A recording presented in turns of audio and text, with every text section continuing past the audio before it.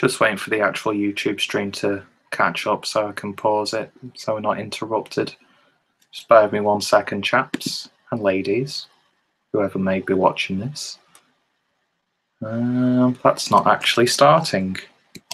And it's also disabled the chat for this video again, like it did last time. Absolutely fantastic. So if you just bear with me 1 second, so I can at least open the chat up. I have no idea why it defaults to not opening the chat. It pisses me off. It's like, Google, stop dicking around. Do your fucking job. Okay. I'm not actually in a bad mood, by the way. I'm in quite a mellow mood. Because, hey, I've got beer in the post. So why would you ever be pissed off? And the reason why I can hear slapping of skin is because I took my pants off. And, yeah, you didn't need to know that information, but I'm telling you anyway. So let me see if I can actually somehow enable the comments on this, because it would be nice to get some sort of feedback, especially when there's stuff to show. And also I've got a little tiny haul as well. So let's see. I don't know if I can change that while I'm live. What I might have to do is start this again. Really care? Do they really? Okay, so let's see. Live stream.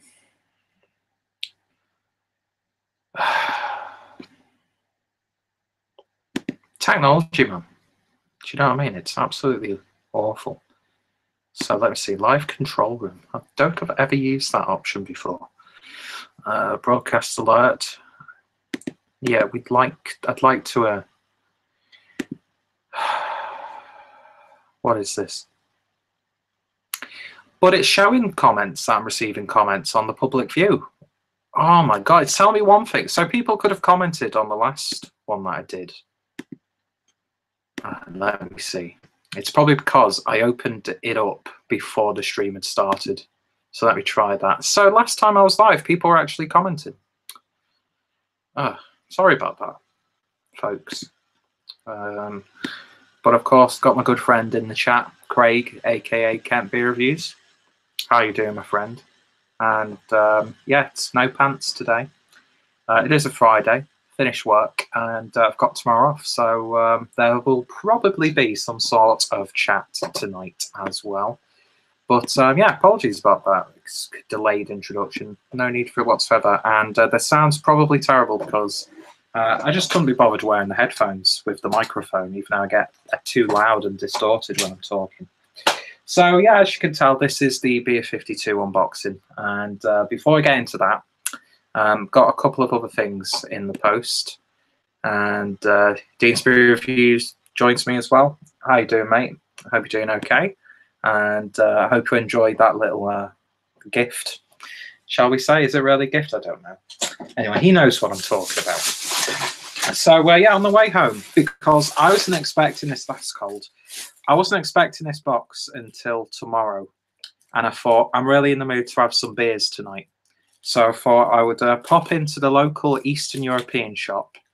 And, or should we just call it like, because the Eastern European just always sounds derogatory to me.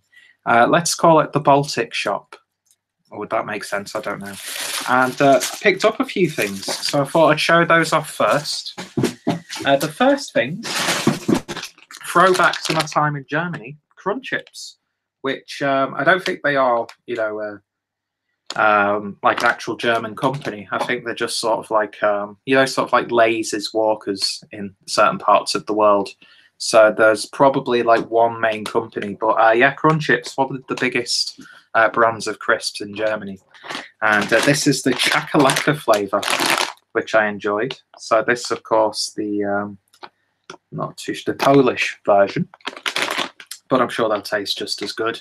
And preparation for my week in Germany coming up, which I'm very, very excited about because they put me on lates at work the week I'm going, the week before I go, which sounds a little bit tedious, you know, working until about 12 and 1 o'clock in the morning.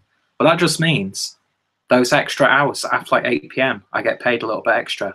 So that means on the Friday while I'm in Germany, I'm getting a nice little pay packet while I'm there, so I won't need to worry about money. It's such a liberating experience not having to actually worry about money now. But I'm sure rational, normal people can relate. So yeah, anyway, I was in the local shop and I thought I'd pick up some beers, try them, and I was really in the mood for a Radler. Again, sort of preparation for Germany, because it's probably going to be absolutely boiling when I'm over there. So the first beer I picked up was from Oberlin, I think that's what it is, and this is the #beer mix with lemon, special beer mix lemon, 2.5% ABV in a 500ml can. So looking forward to trying that. Not had a Radler for quite a while, and I know the Canadian guys were doing a Radler a few weeks ago, so that's really got me in the mood for it.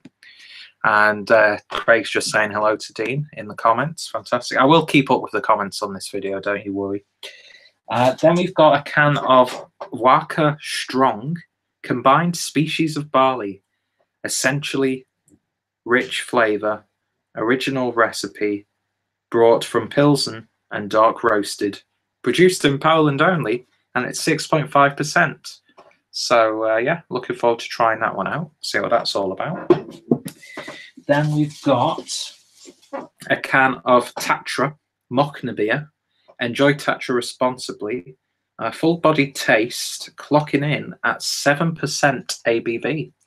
So I'm guessing that's like sort of like a strong lager. I'm hoping it could be something like a Doppelbock, or brewed like a Doppelbock, and not just like one of those strong lagers that just tastes of pure ethanol, which are always fun. And then the last beer that I bought from there is in a bottle, and Sibiusui Alus, I'm not too sure. But I think this is a Latvian beer, because I'm guessing that's the word for Latvia, Lietuva. I'm not too sure. Could be completely off the mark with that. So if anybody knows the proper names or brews of these, then feel free to correct me. And that's also coming in at 5% ABV in a really nice looking bottle, actually. So those in the crisps are not the cheapest, but £7.54 or something like that. Yeah, not the €1 deals I was getting when I was in Germany. But yeah, throw that bag away. So I'm looking forward to trying those, and looking forward to trying a Polish Radler. So that sounds like a venereal disease, doesn't it? But yeah, so my box came from Beer52. And of course, this is the Can of the Year box. So naturally, you get the Can of the Year booklet, or Ferment magazine, which I like. I really like reading those. And yeah, it looks like Timothy Taylor's has gone a little bit craft, with a little bit of a craft line. You can get the Cook Lane Aromatic and Hoppy IPA, the Timothy Taylor's Poulter's Porter, and the Timothy Taylor's 1858 Brown Ale. So yeah, interested to see if I could source those. And if you quote Ferment 10 on their website, you get a discount. Speaking of discounts, if anybody wants a discount, my referral link will be down below, so you can get yourself a bit of a discount on your first box.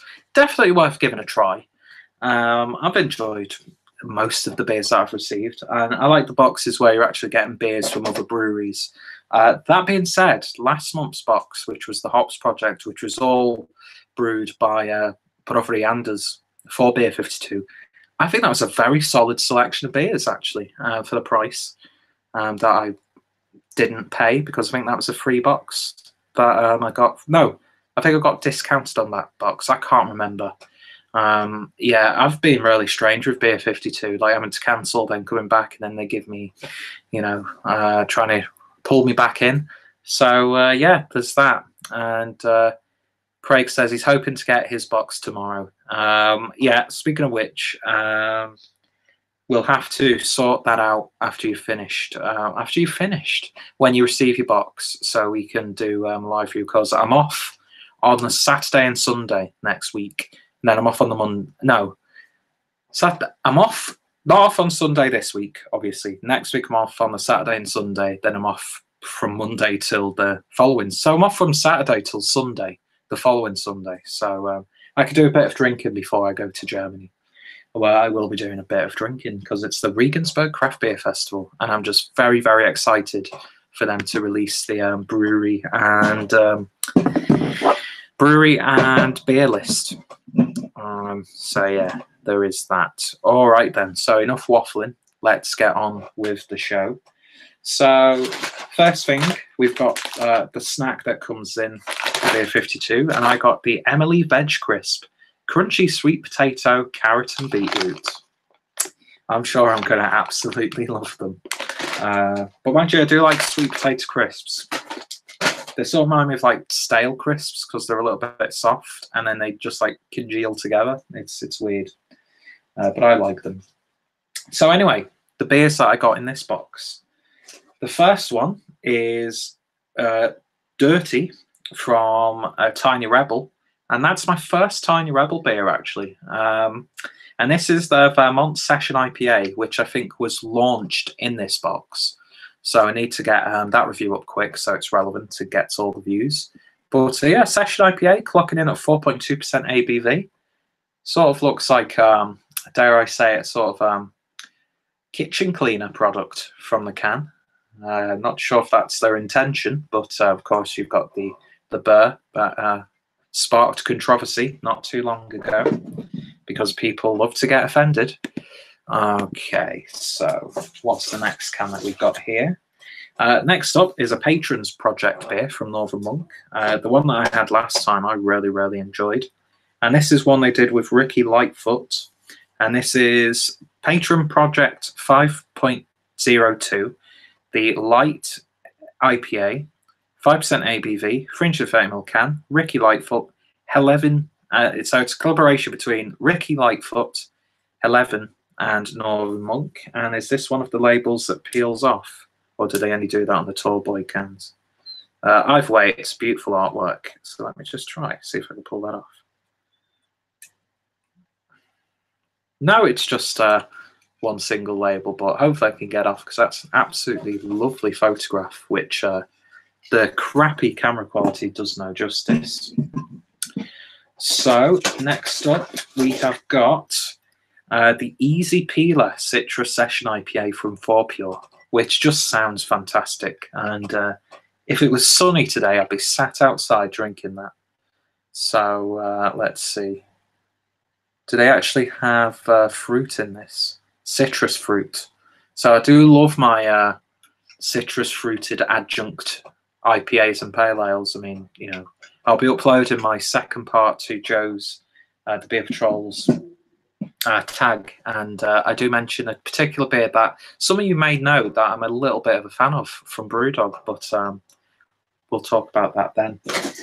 And then what have we got next? So next up, we have got the Wild Beer Company's Yoki, which is Yuzu and Umami. And this is, that is, I'm guessing it's an IPA or a pale ale of sorts. I'm not too sure, actually. It doesn't actually specifically tell you. Oh, there it does. It tells you right there. So yokai are supernatural monsters, spirits of demons in Japanese folklore, and this beer has a supernatural, delicate bounce of yuzu citrus. I do like the flavour of yuzu, kelp seaweed, and Sichuan pepper in equal measure. Ooh, that sounds very interesting. I like those sort of. That's what I like about Wild Beer Company, is like the experimentation, almost like that foraging sort of element to their beers.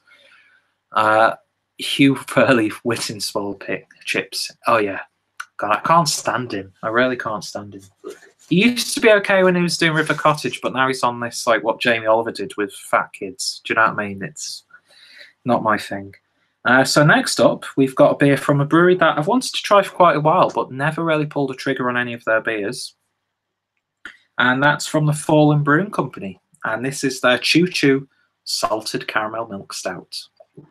That sounds glorious, doesn't it? I love salted caramel. So let's see. A sweet, briny, chewy troublemaker brewed with dark Belgian candy syrup, lactose, and sea salt. Try it alongside a nip of your favourite lightly peated whiskey. Ooh, very fancy. So yeah, looking forward to trying that one. It sounded proper camp when I was describing that beer then.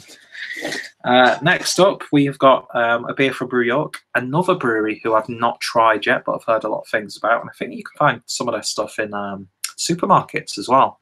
So this is a hazy pale ale called Triple H, clocking in at 4.3%. So this definitely seems like a box to enjoy outside or at a barbecue, minus the stout, of course. And while Beer Co are out of the box, even in written form, Craig is pulling no punches with those jokes.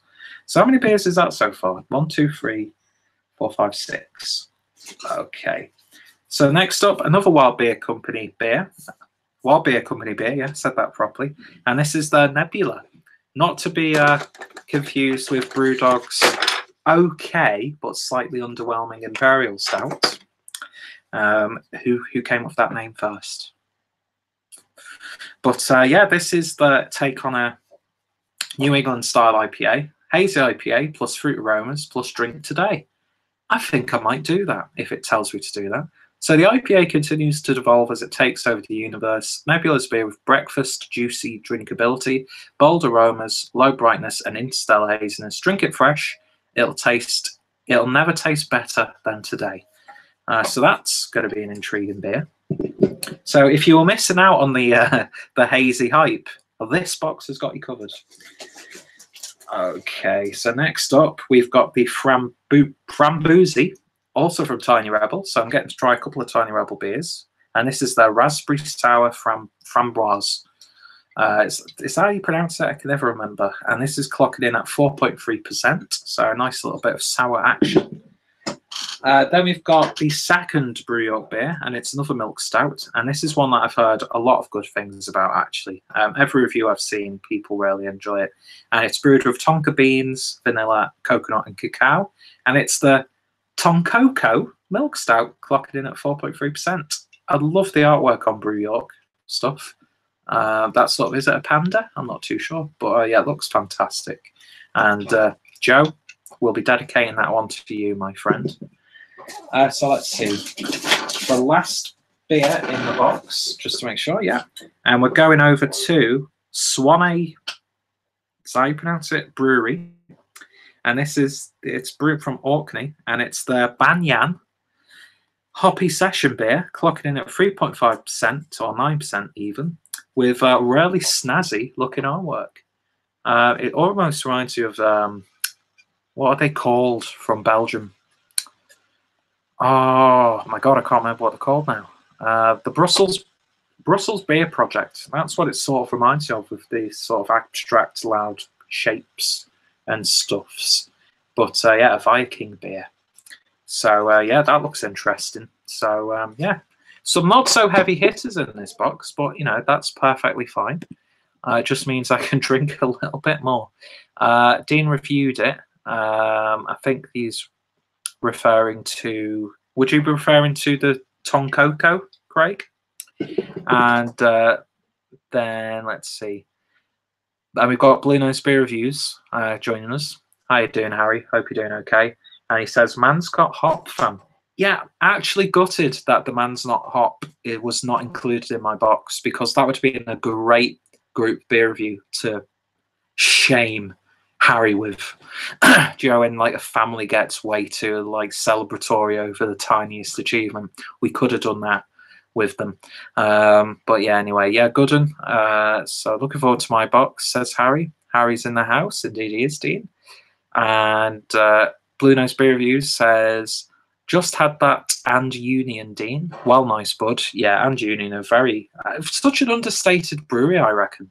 They're not trying to be like, oh, look at us, hype machine, hype beast, with like Supreme t-shirts or anything like that. But they do really good beers, and they've done probably the best craft version of a Dunkel beer, which was their Noi Black, which was absolutely gorgeous.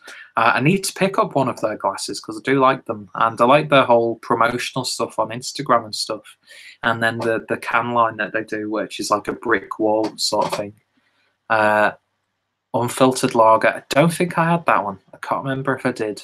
I had a few. I had the Burger, which was like a pale ale, and then I had an English style pale ale. And yeah, so I've had a few of their beers, and I think they're really damn good. And I don't think they get the hype or the attention that they deserve. But yeah, just in case Harry didn't see the start of this video, of course he would be, and Dean would be right up. These are right up Dean Street. He even referenced the Indiana Jones beer. So God, they're a handsome selection of cans. Once again, 10 cans. Yeah, you can't complain. If you're getting into craft beer, this is such a great sort of service to try. And like I said at the start, I'm really interested when they include beers from other breweries. Of course, it's a little bit not suspect, but you know, it would have been nice if something like Cloudwater, Verdant, and you know the usual would be in this, since it's been classed as the can of the year. But I don't think they're trying to like do an over-encompassing sort of thing anyway. But yeah, some people I think have taken issue with that. The fact that it's called the Can of the Year box, even though it's, you know, what some people might not consider Can of the Year worthy enough. You know, it doesn't always have to be Verdant and Cloudwater, or Whiplash, or Left-Handed Giant, or who else does primarily cans? I can't remember. Yeah, exactly, Harry. Who the fuck are Verdant? Or Verdant, or however you pronounce it. But yeah, anyway, Harry, very quickly before I call it a day. Checked into my local Eastern European store and picked up a Polish Radler, which is the Obolon beer mix with lemon, 2.5% ABV. Then I picked up the Vodka Strong 6.5% beer, which I guess is a dark lager or a dark pilsner, I'm not too sure. Then the Indiana Jones beer from Tatra, Mochne beer, produced in Poland only. Oh, Obolon is Ukrainian. Ah, thank you for clearing that up. Yeah, I'm glad I know that now before I did a fucking review of it, to be honest. But yeah, this is coming in at 7%, so maybe that's a Doppelbock. I hope it is, because I love my Doppelbocks. And then we've got Suvatorio Savisuis Alus, which, Harry, is that from Latvia? El Lietuva.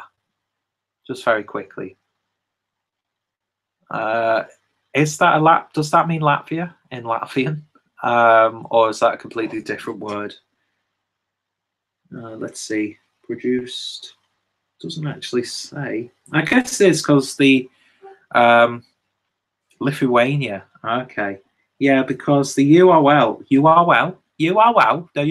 ends in the URL. Almost went into a Michael Caine impression then. You're only supposed to blow the bloody doors off. And yeah, it's LT, so that is probably, like, you're correct, Lithuania, because you are the. You should write a book, Harry, of Eastern European beers, or like Baltic sort of region beers, because I think you're very well versed in it. Anyway, that's it for now. Thank you to everyone who's watched and who will watch once this has been uploaded.